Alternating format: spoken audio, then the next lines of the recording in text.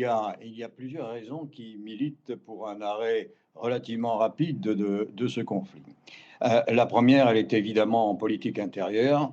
Votre correspondant parlait de l'opinion de la population américaine, qui est extrêmement, au moins réservée sur le sujet à 75%, et pour beaucoup hostile à cette guerre. Ça, c'est le premier point.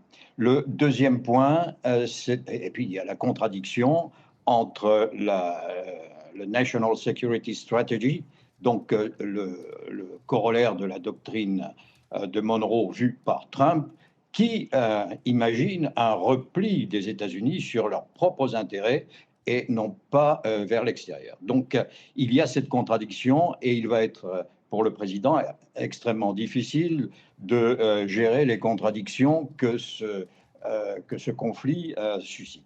Et puis, il y a aussi la constitution états-unienne. Hein. Vous savez qu'un un conflit doit être autorisé par le Sénat, par le Congrès, au bout de quelques semaines. Je crois que c'est autour d'un mois. Donc, il y a un certain nombre d'obstacles à la poursuite de ce conflit, et il y a surtout un obstacle juridique, constitutionnel. Si M. Trump veut aller au-delà d'un mois de bombardement essentiellement, il se heurtera inévitablement à une opposition du Sénat. Les sénateurs sont très attentifs à l'opinion publique. Et là, c'est pour ça que je suppose que, parce que là, vous savez, dans ce type d'affaires, on ne peut faire que des suppositions. Je suppose que ce conflit ne durera que quelques semaines.